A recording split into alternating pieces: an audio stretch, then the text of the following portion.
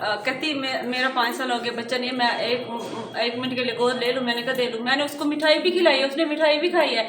कहती अच्छा, फिर मेरे पास बैठी हुई है। फिर मैं मुझे कहती आप सूरह यूसुफ पढ़ा करें, आप अल्लाह ताला आपको भी देगा, मुझे 5 साल बाद अल्लाह ताला दे रहा है।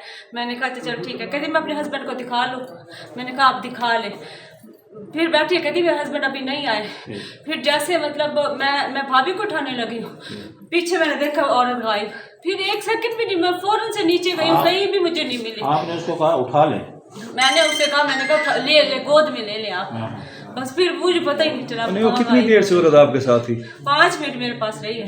पहले नहीं जानती थी आप उसे? मैं नहीं जान, मुझे क्या पता, एक साथ वाले दूसरे भी तो आ जाते हैं, मुझे क्या पता ये ऐसी औरत है। अब रूम में तो और भी सारे कौन सा किसी हम एक दूसरे को जानते हैं। उसकी कितनी उम्र होगी? ऐसे 22-23 साल की है। किस तरह का कपड़े, किस तरह गाउन पहना हुआ है व्हाइट कलर का, ऐसे डॉट्स बने हुए हैं ब्लैक।